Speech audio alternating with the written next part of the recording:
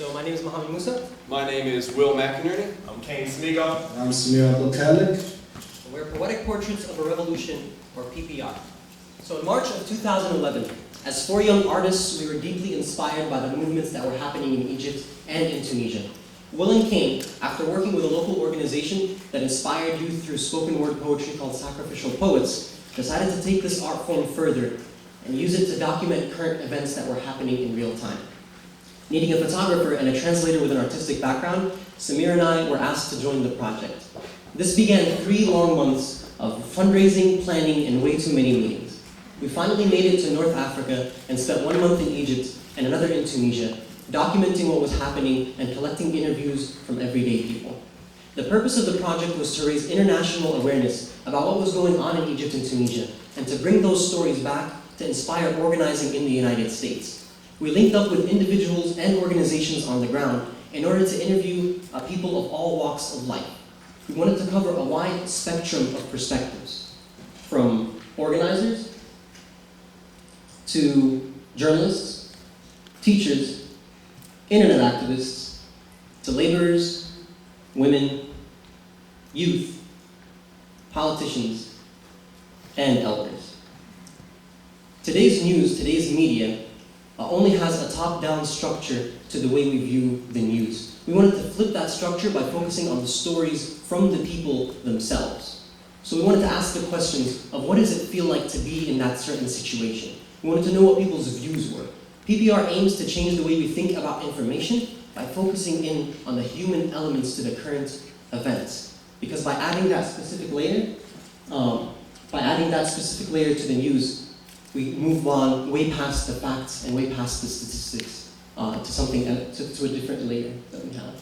So to build upon what Muhammad is talking about, revolutions are these complex, layered human experiences that can't always be condensed into sound bites, into TV clips. And it is in this highly emotive and story-rich environment that we feel the artist can thrive in helping us to understand, through a focus on the human condition over the analytical, the stories over the statistics. So Kane, Muhammad, and myself, we are performance poets. We are spoken word artists. We are slam poets. There are lots of new names to describe what we do.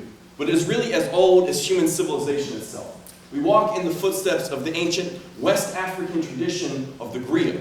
So the griots were traveling oral poets. They were singers, they were storytellers, but most importantly, they were the bearers and transmitters of history and memory, with their focus on the condition of the everyday people. And it is in this legacy of a dynamic and active art of storytelling that we find inspiration, and that we are compelled to move beyond art for art's sake. Yes, art is beautiful, but it can also be so much more. Art is a medium of information. It is a universal connection that we all have. Art is an element of agency. So we are 4 young artists who traveled to North Africa with the hopes of using our art in this capacity to help tell the stories that aren't necessarily being told.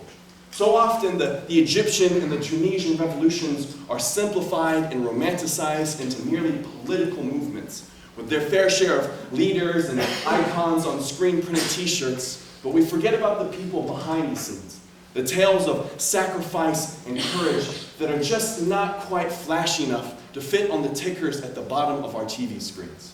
And this is the problem. We live in a world that desires sensationalized headlines and believes that we can understand the complex world through these fragments.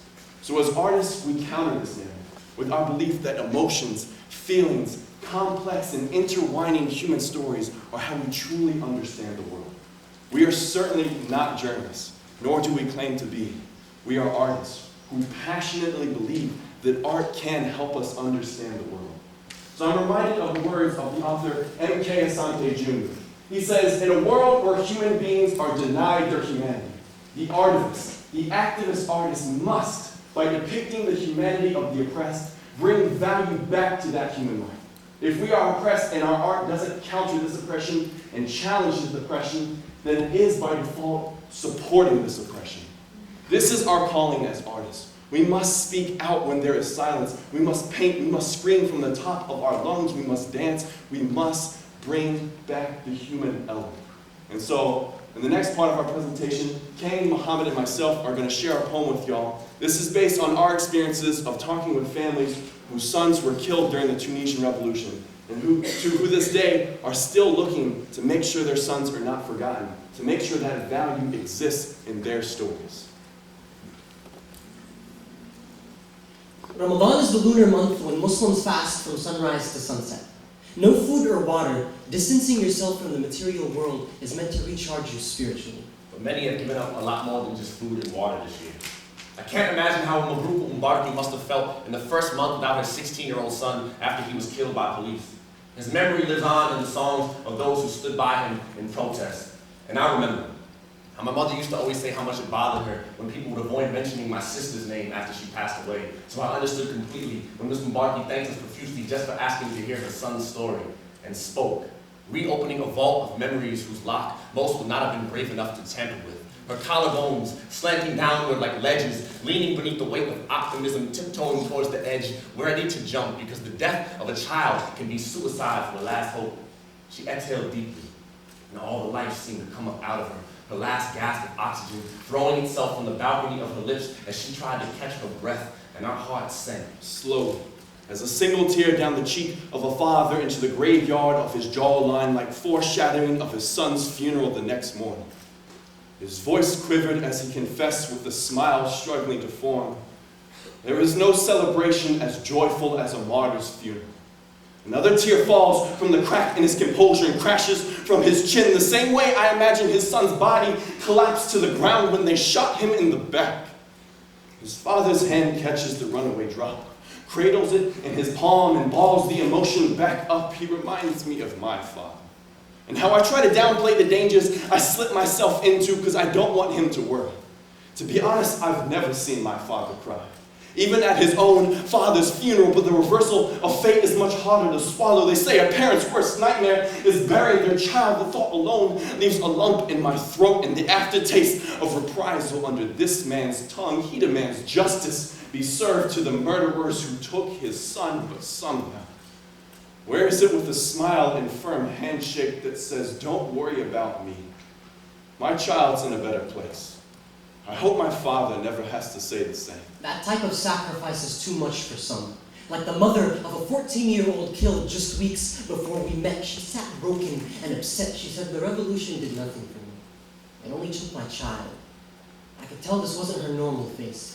See, my mother grew up during the Lebanese Civil War, and her expression always changes when she talks about war and pain. Whatever the reason for a bullet being shot, the emotions it triggers are often the same, and the residue it leaves behind are memories that might not go away. These are lessons I thought I knew.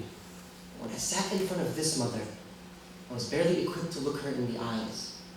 Ramadan is a time of patience, and Tunisia has known this all too well for the past 23 years. We've only been away from our families for 2 months, but with every good luck and safe travels at the end of an email, I know what they really mean. Just please make sure you come home.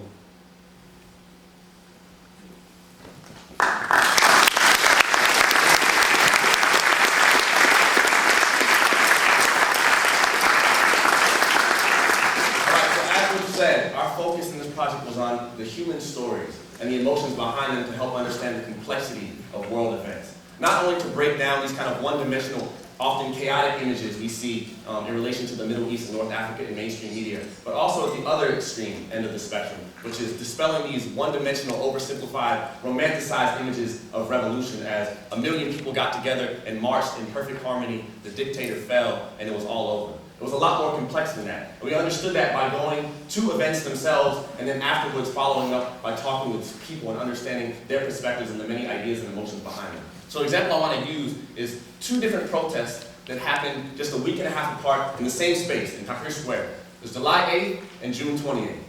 Now July 8th was a huge protest, 400,000 people. It was the largest demonstration since Mubarak stepped down. And it was very celebratory in its feel, almost like a music festival like Bonnaroo or Woodstock, for those of you from an older generation. There was no police repression or violence whatsoever. June 28th, you can see coming up, was a lot more intense. There was only 4,000 people rather than 400,000 people. And there was extremely brutal police repression through tear gas grenades, rubber bullets, as you can see some of the scars on this young man's body. And there were all types of people in this protest as well, but there were clearly, seemingly a larger class, a majority of poor Egyptians. And so going to this protest, going to both of them, and seeing them in person was also coupled with us going back to the human and speaking to people about what their views were, whether they went to the protest or not, in the days following. We talked to two students, grad students that were Egyptian, and we asked them if they went to the protest, and we showed them our video from June 28th. And one of them said he didn't go. He said that wasn't the same as the revolution in January and February. That was just a bunch of thugs and troublemakers trying to stir up destruction and chaos. And this is something similar, a similar narrative we heard by talking to people from the middle and upper middle class in the weeks that came, and something that we also saw in mainstream media when we watched Al Jazeera the night that we went to the June 28th protest, saying the same thing. These are poor Egyptians. And he was pointing out in our video, he said, look at their clothes. Those aren't normal Egyptians. Those aren't real Egyptians. Of course, noting their cheaper attire. And here we were able to understand the complexity within a social movement of the class struggle, right? And that the romanticized images of revolution as everybody in perfect harmony was just false. And so that's what PPR is really designed to do. We're trying to understand events, historical and current events, through people, rather than what we're used to back home, which is watching the news and understanding, looking at point events and using those to understand people and often misunderstand people. So to be honest, being the only member of the group that wasn't deeply rooted within the discipline of spoken word was interesting, to say the least. My eye was my artistic tool. And the perspective that I was trying to offer to those who didn't know too much about the people or the dynamics within the areas we were visiting. Not just to contextualize our visit or our experiences, but more importantly, to humanize the people that we came across. We are constantly overlooking the fact that regardless of the geographic location, these are human beings. We are all human beings. And it's this seemingly minuscule similarity that connects us all. And I believe we have an inherent humanistic responsibility upon one another. So it's through this lens that I was able to capture moments within history that rival against time. And I'll show you a couple of those images right now.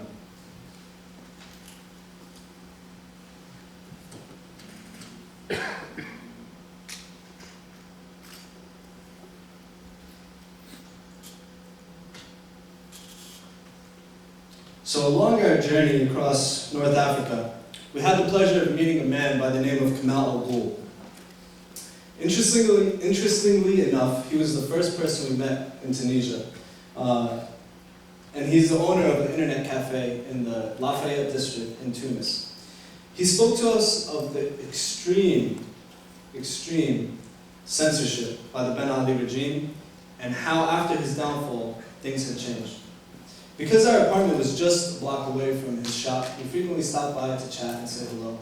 And as the days neared the end of our trip in Tunisia, he professed something to us that changed the way I see humanity until today.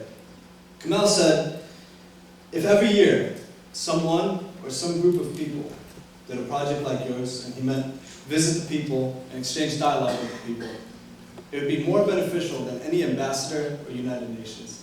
Now, that's not to say what we did was spectacular or anything special. However, what Kamal was trying to pinpoint here is that we typically undermine the importance of day-to-day human interaction.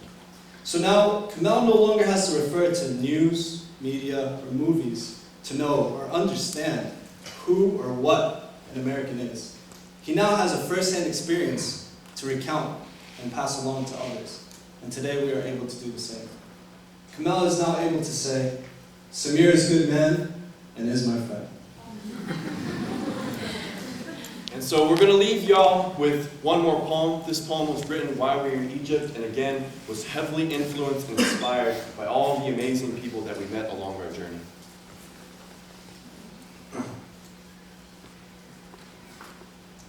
July 8th, one of our last days in Egypt, and we still hadn't seen the pyramids. Told it was a necessity, so we took the morning off. 2 hours later, and surrounded by tourists for the first time, we wondered if they even knew that just on the other side of town, hundreds of thousands were gathering in a resurgence of the revolution. This is what brought us to Egypt, to point our cameras at people, not pyramids like Fatullah, a labor organizer who has more wrinkles of wisdom in his cheeks than the Sphinx has cracks in his nose. We traveled to Alexandria just to sit with him. Didn't have time to rummage through the ruins of the great library that burnt to the ground in that city 2,000 years ago. Rather, we walked for hours with this 76-year-old encyclopedia of life. He reminds me of the West African saying of the griots, traveling world poets, held in the highest regard by the people, they say.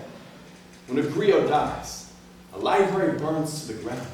But we are certain Fatullah is still breathing, and Egypt is waiting for the history textbooks to be revised, because the people here know two kinds of foreigners: those who only revere their past, and those who are ready to steal their future. So as our cameras focus in on faces, and it's clear that we're not tourists, we're often accused of being spies. Just the other day, a local news station reported that 4 Americans were arrested for taking pictures, and a photo of our photographer Samir was among them. We all laughed and checked his wrists for any hiding handcuffs, noting the falseness of the story. We were flattered, really. I mean, we didn't even have to stretch the project budget to buy tuxedos and wristwatch gadgets to fit the spy image. Although, Samir does have a G-Shock watch that's water-resistant and tells you the phase in the lunar cycle. But all jokes aside, the labeling of all foreigners as spies is a trusty gadget tucked into the utility belts of most governments. It's easy for the people to miss the guillotines fastened to the power structures above them when they're set on finding the Brutus in their midst. But not all are fooled. And many Egyptians continue to remind us that the military is still in power here. And just as no amount of change can make a parking meter work like a jukebox, the music of gun barrels will never sound quite like democracy ringing from rooftops. And so here in Egypt, there are sentiments dangling from rearview mirrors in the form of a cross. And stored by countless taxi drivers and Qur'ans on dashboards, it seems everyone's looking for God's protection, for calmness to cover their country. So as things move forward on unknown highways, it's certain that there is no looking back. The wrinkles on Fatullah's hands will tell you that this journey takes a long time. And fear-mongering can set up roadblocks made of quicksand, but there are many Egyptians racing along, like the 76-year-old walking library who's filled his shelves with enough tales of revolution to know that there are greater threats than espionage. And there are many like him, who've been trained for the past 30 years to spot the lies. So for every voice accusing us of being spies, there are symphonies of Assalamu alaikum waiting to greet us on the streets. We left Egypt the other day with a newfound appreciation of living, breathing history, despite what the government, the army, and the media have to say. Thank you.